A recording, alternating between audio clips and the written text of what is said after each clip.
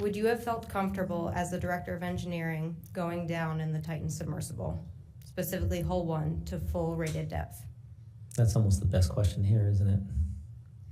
So Stockton's and my relationship started to turn sour. He asked me, he wanted me to be the pilot that runs the Titanic missions. And I told him I'm not getting in it. And he asked me why. And I said, because the operations crew, I don't trust them. But I didn't trust Stockton either. They would take a look at where we started, and when I was hired, nothing that I got was the truth.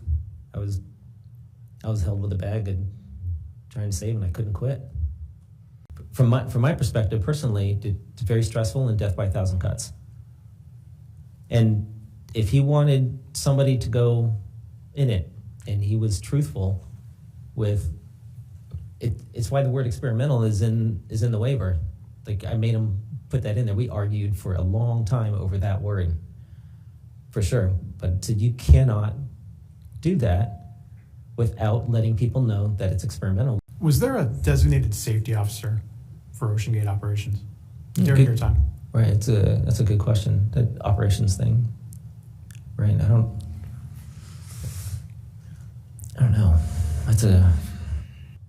You would point out there were some young engineers, and by young I mean late teens, early 20s, without any experience that we were aware of, wrenching on the sub, and without supervision right there on them. And that made me nervous because I know I don't know what I'm doing.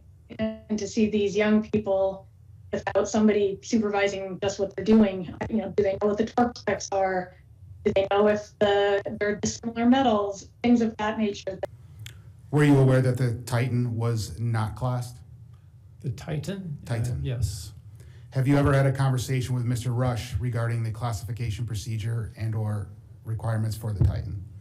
Yes. Can you please tell me about that conversation?